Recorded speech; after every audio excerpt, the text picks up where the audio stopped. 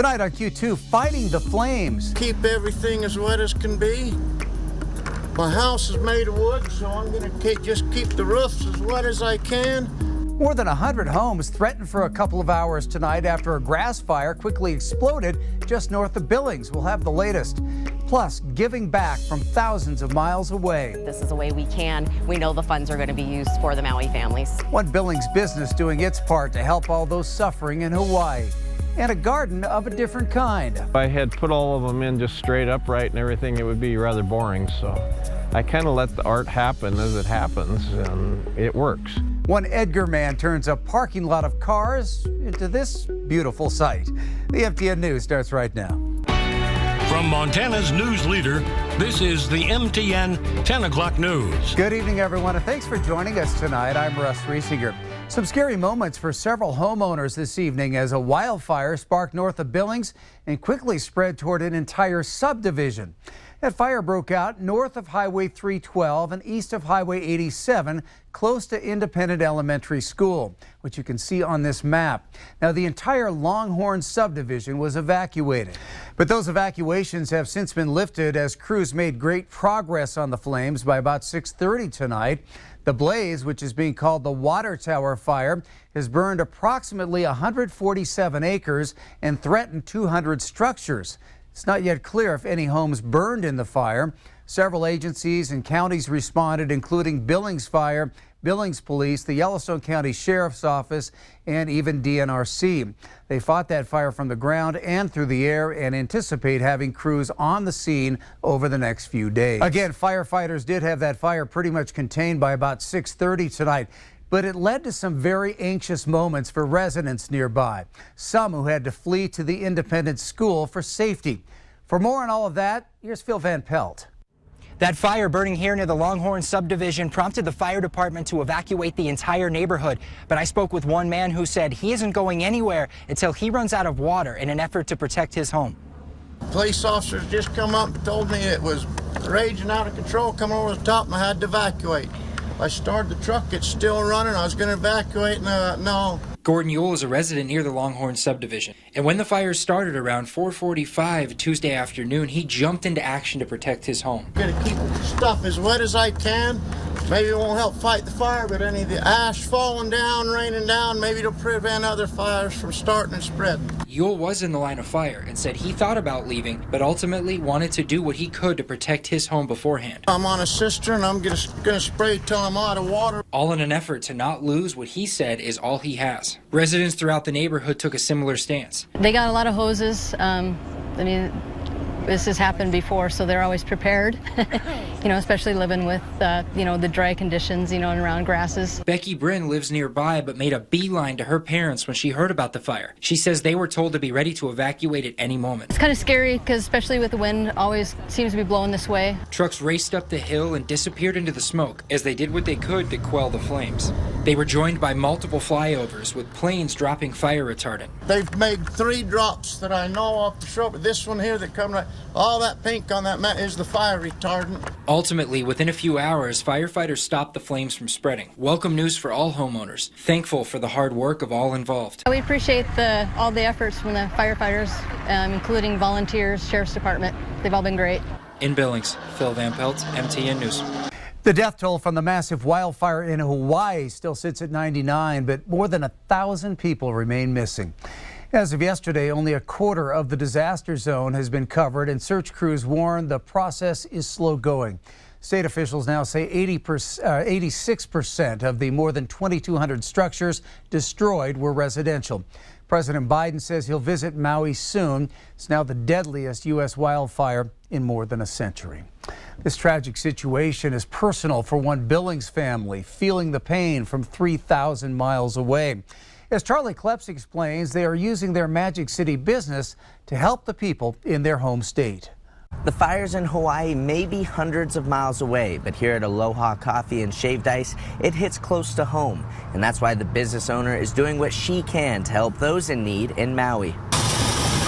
Here's your Aloha special. For most of us, the damage to Maui may seem half a world away, but for Pauline Cox, And in a blink of an eye, was just gone. it hits close to home. Imagine losing everything you worked for all your life. The 71-year-old Billings resident was born and raised in Oahu and still has family and friends living in her home state. I can just imagine all those people losing their loved ones and losing part of their livelihood. It's heartbreaking. When you go through a tragedy like that, absolutely, it's going to be heartbreaking for everyone involved. At least 99 people have now been confirmed dead, and many more are still missing. Families that Cox's daughter, Roz Winchell, can't stop thinking about. They're homestead Native Hawaiians, and so this is the only thing they've known. Winchell's ties to the island extend further than just family. Would you like the Lihine gummy bear on there? Her business, Aloha Coffee, was created with one main goal in mind. I wanted to bring the authentic shave ice to Billings, Montana. So, with the help of her family, Winchell created a product she's proud of. I have my connection there. They helped me get going, so I can only return that. That's why Winchell has organized a fundraiser with 10% of all sales over the weekend going directly towards Maui's relief. I would love to get on a plane and go and help them, but that's not possible right now, but this is a way we can. We know the funds are going to be used for the Maui families. A gesture that means a lot to Winchell's mom, and one she says embodies true Hawaiian culture. Everyone tries to help everybody else the best they could. That's just the way the island runs. And it was just the love that they gave me and that I want to give back, so. In Billings, Mahalo. Charlie Kleps, MTN News. Late last night, a Georgia grand jury handed up 13 counts against former President Donald Trump, including conspiracy and racketeering for his alleged attempts to overturn the results of that state's 2020 presidential election.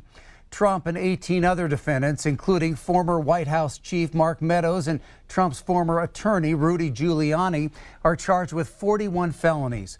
The court filing cites 161 separate overt acts ranging from lying to state legislators during a series of hearings at the Georgia Capitol to creating a false slate of electors and severe harassment of an election worker.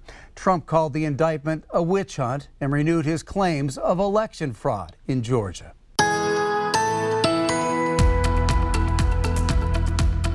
Well, the big question today was just how hot did it get? A look with the Stockman Bank weather cam here this evening, and temperatures today 101 at the Billings Airport. We topped the old record by 1 degree, old record set back in 2003.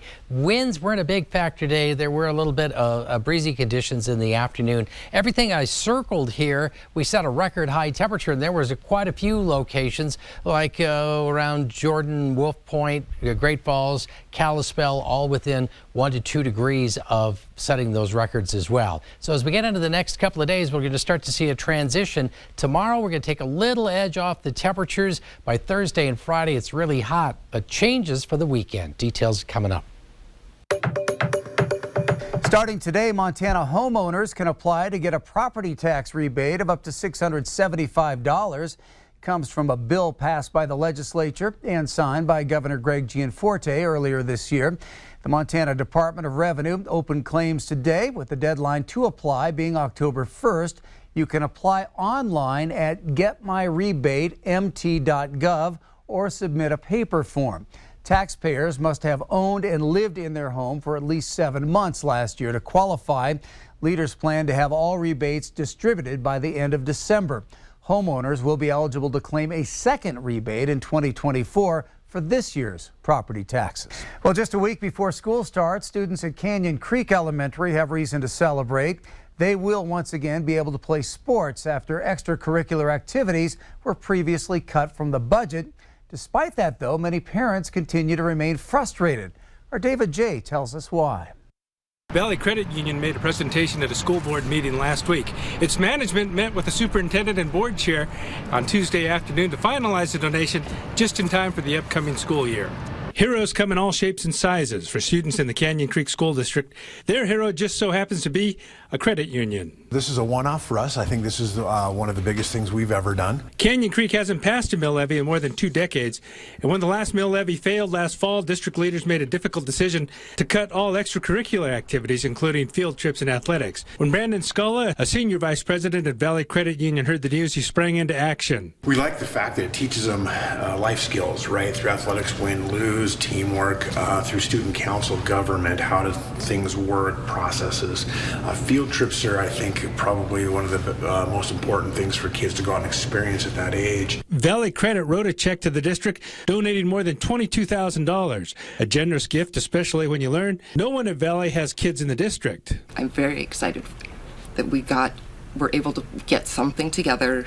Somebody saw something, an opportunity, and help those kids because they need it. They deserve it. Miranda Yeager decided to transfer her daughter to Elder Grove after learning about the cuts. So did many others, but some are now reconsidering. We did apply for out of district and were accepted, but we love our community and we love our school, and if we can provide our kids with everything that they need, then we have no reason to leave.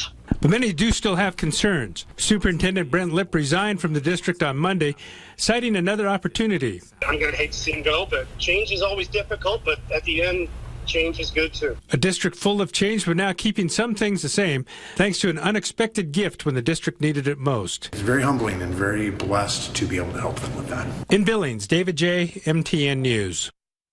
The Montana Department of Commerce announced new scholarships for Native American students interested in film and television production. There will be 80 available grants, with each being $500.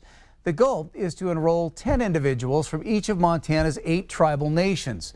The program is a partnership between the state, Accelerate Montana, and the Media Training Center, with the goal of increasing the pool of available production assistants in the state and growing employment among Montana's Native American communities. Once the course has been completed, the students' names will be added to the Available to Hire database, as well as listed for the Montana Film Office. Still to come on the MTN 10 o'clock news here on Q2, an Edgar man takes a potential eyesore and turns it into a unique art project. We'll show you how he did it next. Then a hot mess for the sweet tooth. One business putting a new spin on cookies. We'll take you there in just a bit. The MTN 10 o'clock news continues right after this.